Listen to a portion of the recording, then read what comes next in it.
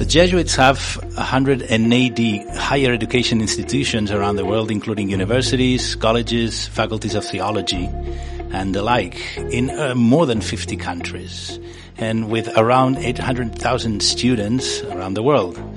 So, having higher education institutions is one of the most important apostolates of the Society of Jesus.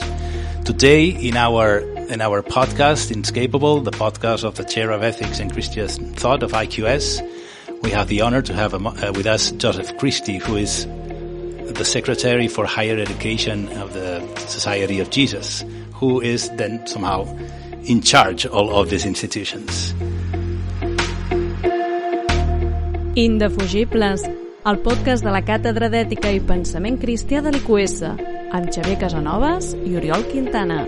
Un podcast amb la col·laboració de Catalunya Religió.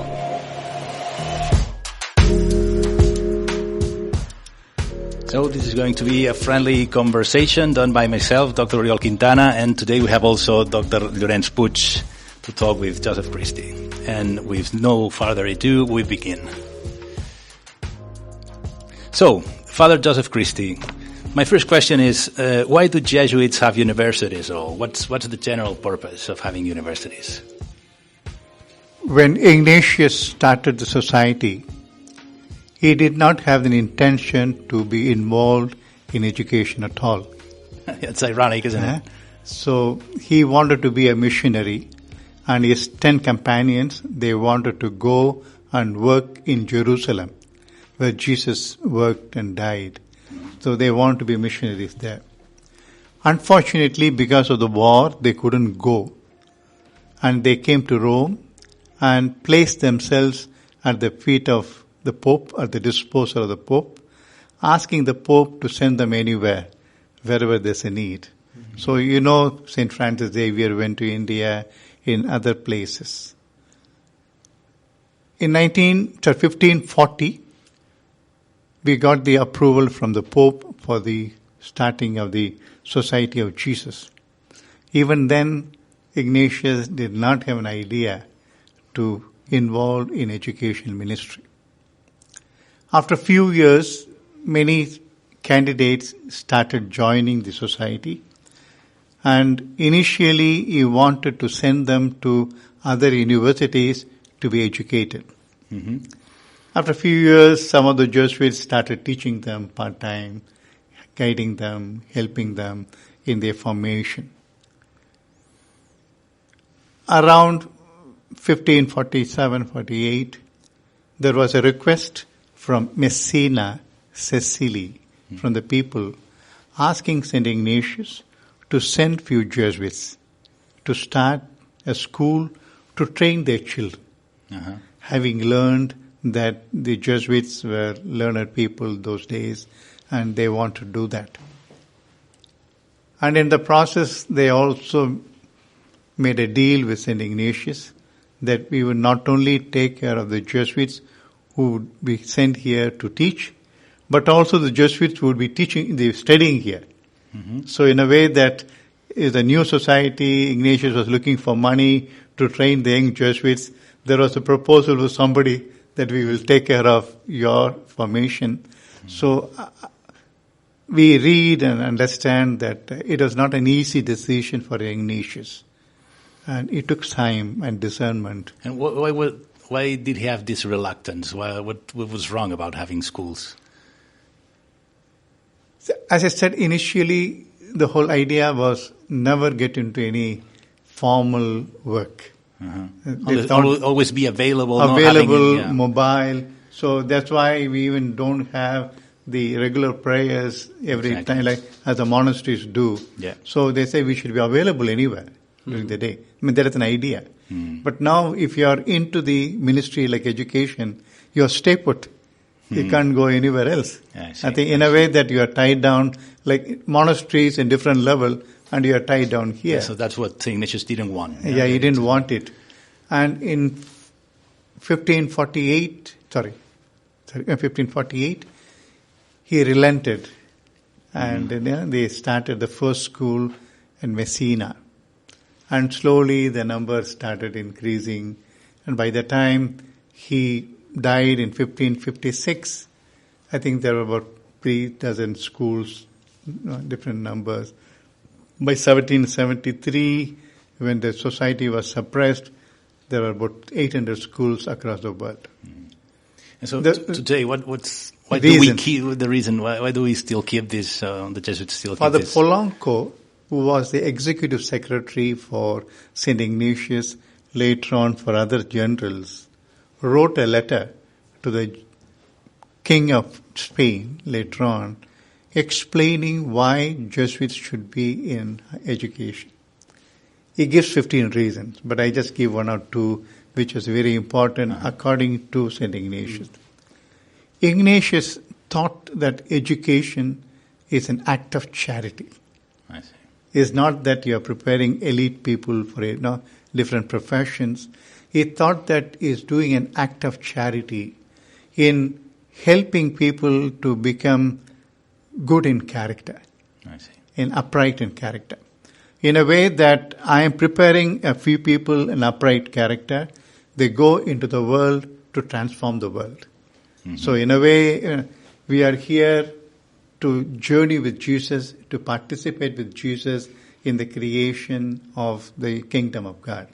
So these people who are trained in a good character, he thought that he would join that force with Jesus to transform the world, to create a new heaven and new earth.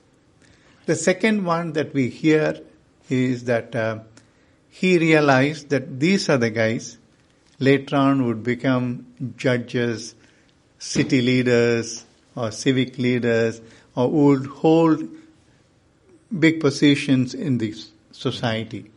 So Ignatius thought that they could play a significant role in the society, in helping people and so on. I think these are some of the important reasons for Ignatius to get into education ministry.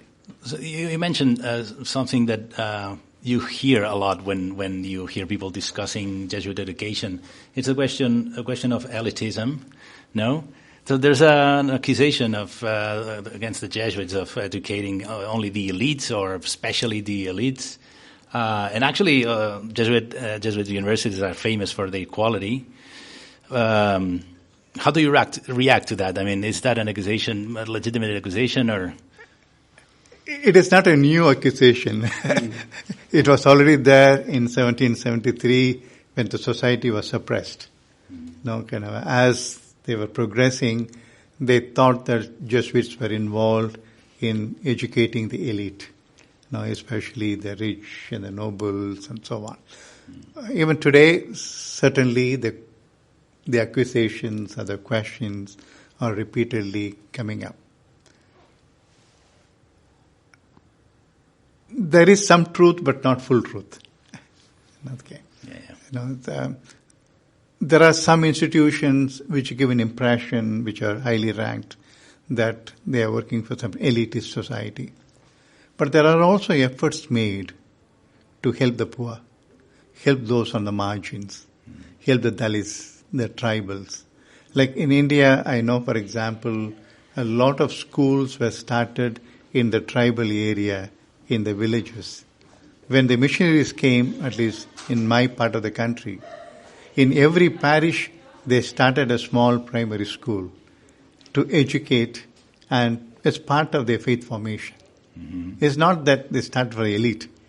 And even today, it is a challenge, but we are involved in Africa to help the people. And I don't know whether you must have heard of JWL, Jesuit Worldwide Learning. Uh-huh. So using the new technology online program, they are trying to help people on the margins, refugees, migrants, people who can't be reached out in a formal manner. So the efforts are being made, but probably not adequate enough to change the old accusation. Yeah, because at the end it's only a perception, and actually the fact is that it's not such a bad idea to educate the elites, because they are the people who have the possibility of changing things in the future. And also, as you just said now, there are a lot of efforts devoted to other social classes besides the elites. People don't tend to see that as much as the other thing, no? I think it's a matter of perception. I do understand because as a society, we have committed for the option for the poor. Mm-hmm. I think that option needs to be reflected across the ministries.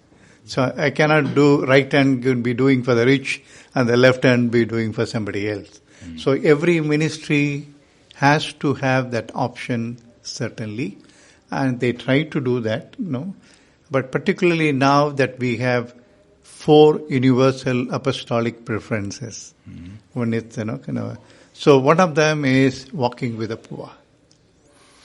And as higher education institutions, all of us, all the 180, we are called to integrate all these 4 universal apostolates in our ministry.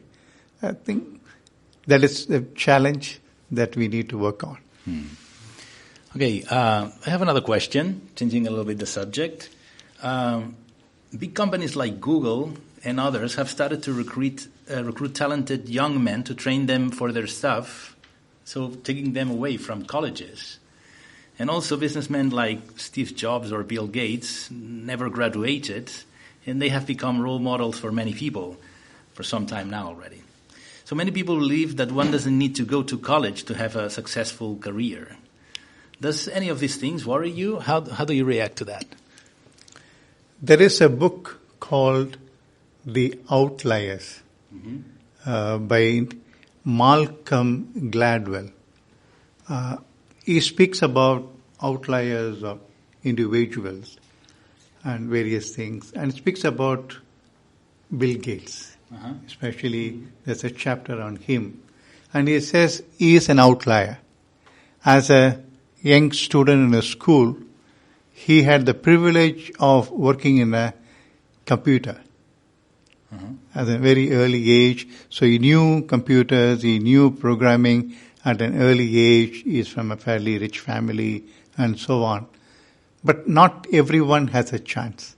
Maybe there may be one Michael Gates out of 100 million, out of 1 billion. Yeah. But we don't have so many Michael Gates everywhere. Yeah. So I don't think an outlier will become part of our decision-making process.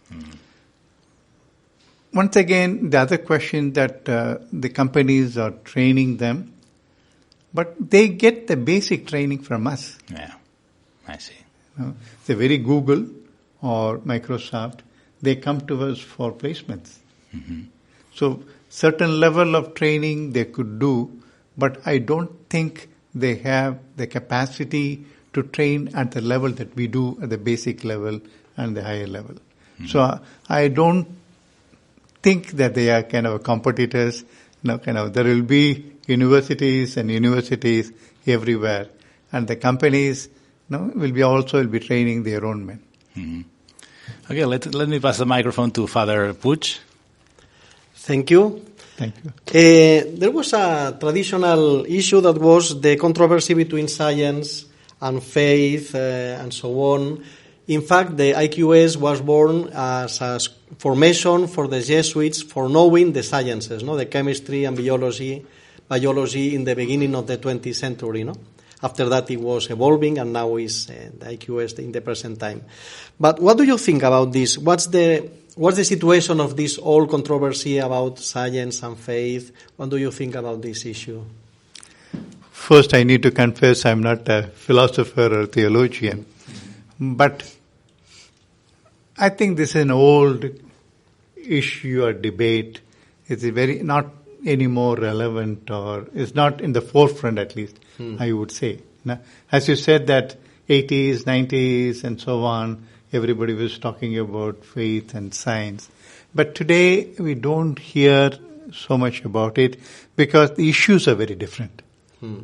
Today, the issues are about poverty, issues ethics about of this, or ecology, ecology, ecology, of the technology, and exactly. So the issues are very, very different today. Secondly, these are the issues maybe for the Western world. So I am from India. I don't think it was too much of a concern except for some Jesuits or some people in the philosophy, theology department to think about it. like in Hinduism, there is no difference between philosophy and theology. They are all integrated whole. So there's no thing of faith and reason and why do we do that. Yeah. You know? And secondly, now in the context of secularization and not too much of focus on faith, I think the whole question has been relegated. No? Yeah. If I'm not mistaken, I think you know better. Yes, this is true. And there is also an issue that is today present in our days, no? We, the Jesuit universities, welcome people from all traditions and cultures, no? Do you think that this endanger the Catholic and Jesuit identity of our universities? We are comparing with the centuries before, no? The Catholic societies, so the universities, Jesuit universities, could be very explicit in the presentation of the faith, on the celebration of the sacraments and so on. And today we have a big variety of people. What do you think about this? How can we be open to them and have some identity in this situation? As you know well, our General Congregation documents calling us to be interreligious by nature. No? So I think we are called to be that. So we cannot do away with the idea of the phenomena that there's a pluralism is happening there. Pluralism of religions, pluralism of cultures in which we need to work. We need to respect other religions, other cultures. Particularly today, I think is very important in the context of growing nationalism, provincialism, or fundamentalism, where our children grow up. They need to be trained in this area, to be interreligious, to respect other cultures, to respect otherness, whether gender, ethnicity, or religion. I think we need to do that. But while doing that, I don't think that we are advocating relativism, that everything is okay. So we are rooted. We are rooted in my Christian faith, in my culture. Then I go out and work with a certain respect. But not that with a superiority complex that I am the best and you are the least. No. I think we need to respect. I think this is very important for people like us who work in a situation. Second one, our work is faith-based. I am here not because of some profession or money given to me, but because of my faith in Christ, that I come here to work. And we call it an apostolate, as a ministry. We don't call this as a work. No. Otherwise, it will be like any other works by anybody else. I call this an apostolate because it's a ministry of the society, as a part of the building of the kingdom of God. No, that's why. So I don't see a difficulty, in having the strong root in our faith, at the same time working with others and for others and other religions. So, but then, if a professor or even a staffer, someone working at that Jesuit university, wanted to join a Jesuit university, do you think that what's the single most important thing you would tell him as a requirement to say? I mean, would you require from him that he takes his profession as an apostolate as well, or? I don't expect, say, a Hindu or a Muslim to take as an apostolate. Certainly no. I had been in the leadership position for a long time. And of course, we look into the competency, the educational qualification, the competency to work with people, competency in terms of research and so on. One of the things I used to look for is the values. Values and principles they stand for. I think that's what, when I recruit, if I have the slightest doubt, then usually I say no. I see. No? It's sometimes very easy to make out the way they ask for questions, the way they negotiate with you, the salary, the way they do that, and their own dream for life. I may be wrong in a perception, but over the years you try to pick up an instance whether they will gel with us or they will not gel with us or work against us. I think I would look for it when I recruit people who could gel with us, work as a team towards this goal. Mm-hmm. So it's values, what is important now at the end. Okay, well, passing the microphone to James Puig again. Yes, thank you. St. Francis Xavier said, "What does it profit to a man if he gains the whole world but loses his soul?" No? What do you think about this? Is still something we should repeat to our students? How should we repeat this? What do you think about this? How can we tell this today to the students? Not winning, having some ideas to win everything, but importance of make actualization of this, losing his soul, losing something of his life if he is not given to others or something. What do you think about this? First of all, I think we need to have clarity what Ignatius meant by soul. Mm-hmm. Now, if you look at for the George Gann's constitutions in English, he gives a footnote. Mm-hmm. And because we have the rule of the society, or objective of society, to work for the salvation, perfection of my soul and other souls. Mm-hmm. So he says soul is not something, the duality, body and soul. He is a one full integral human being. Yeah. So yes. I think that is the focus. Yeah. So even when I said about Ignatius working for education, he says it very well integrated with his objective or the goal of the society to work for the salvation of other souls or other full human beings. Mm-hmm. So here, that's what we need to understand that. I don't know what Jesus had the idea, but the whole dualism came up like Plato and other things much later. Yeah. For them is one integrated Unity soul, integrated. and he was looking at the one human being. I don't want to lose you. Mm-hmm. Now you can hold the world, but don't lose yourself. Yeah. I mean, that I may be wrong or right, but I think this is what I understand.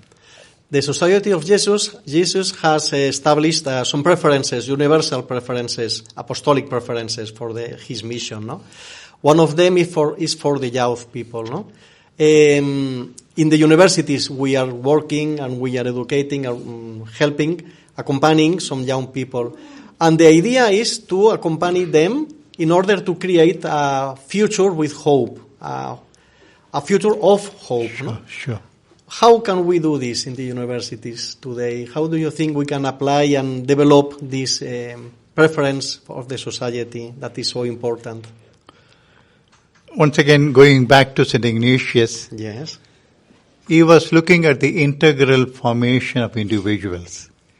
Well, that's what we are also looking at today. Not only intellectually, but emotionally, physically, socially. I think all those factors, not only IQ, but all the other cues, we need to look into that. I think we need to focus on that. But once again, we need to study the situation today. And as I said earlier, the context of globalization or nationalism and fundamentalism, they are growing up in that milieu and they need a particular perspective. The same way we need to understand what are the basic requirements today. Like we were discussing a few months ago at Esade, what should be our Jesuit way of education in the context of pluralistic world. Mm. But today a lot of other issues are there. They are facing today. One I could say is secularization, and they lose the rootedness, mm-hmm. which they get maybe from religious affiliation and so on, resulting in, once again, I am too naive, I am not a psychologist, but there is a problem of mental health today. Yeah. Number of depression cases among now I hear from our own institutions, number of suicides taking place. So these are some of the issues that we need to look into, that how we could help our students. It's not that increasing our credits and increasing our quality.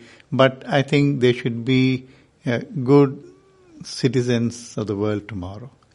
No, as Ignatian said, who could transform the world, who could be a leaven in the world. And our St. Arupe said that men and women for others, or Kolvenbach said that the whole criteria for the education is how our students become, what they become transformed. I think that's what we need to look at it. I mean, we I have hope, no? Yes, thank you. Thank you. Today we have a few colleagues joining us for this recording, and I was wondering if there is any question among the audience.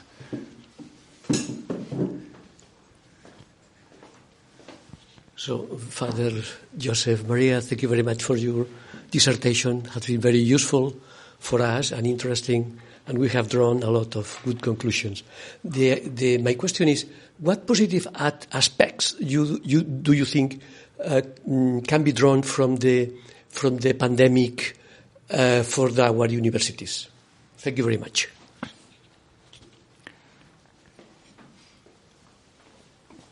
Personally, I was there as the president of a school in India during the pandemic.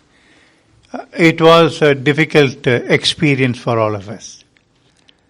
Experience in terms of financially, many of our institutions got a big hit.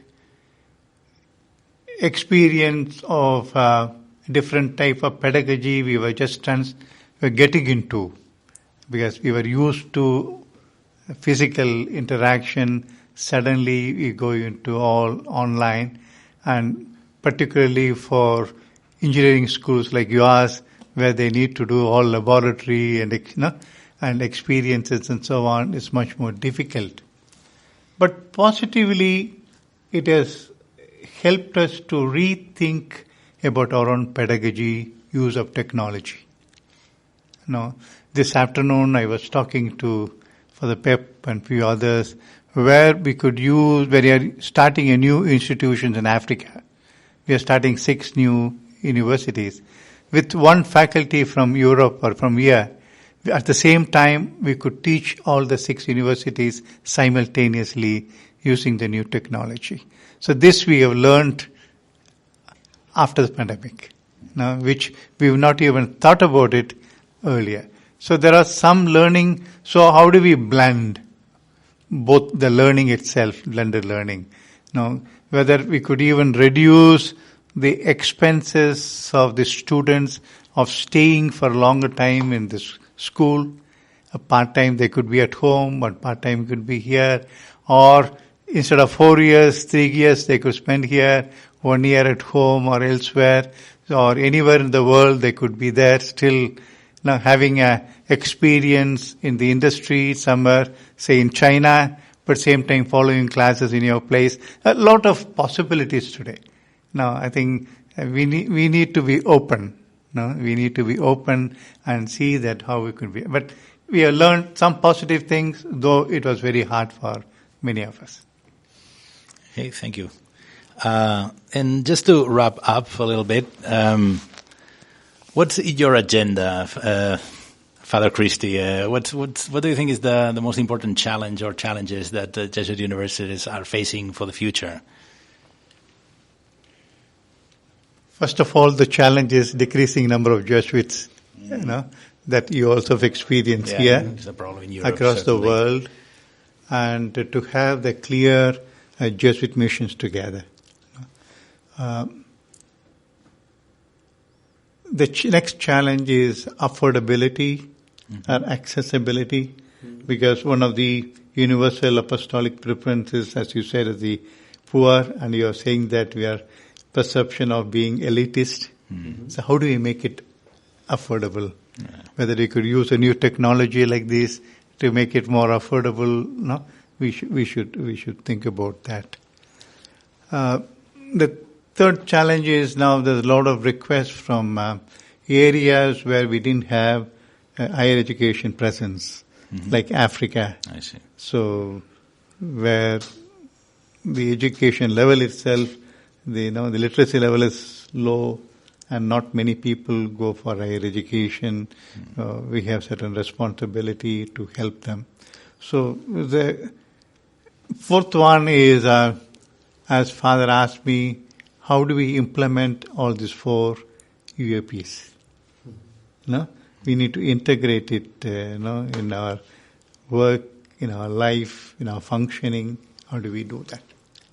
More importantly, there are 2 questions which have been haunting me. Is one, how could we make our institutions truly Jesuit in character and functioning? I think that's the basic questions I have. Mm-hmm. The second question related to that is, how do we make it more relevant today? Relevant to the students, relevant to us, relevant to the world. I think these are the most challenging questions. No? Mm-hmm. I don't have clear answers. No. No? But I think we need to continuously reflect on and see that how best we could do. I think that is the discernment we need to have.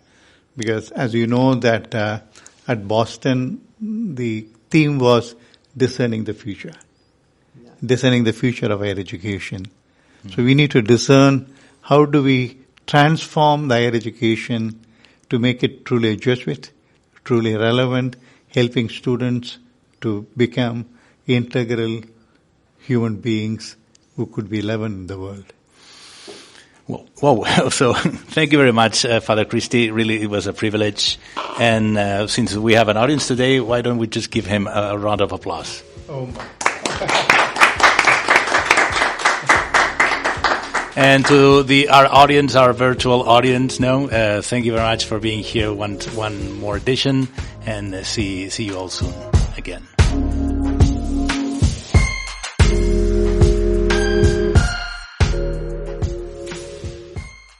Catalunya Religió.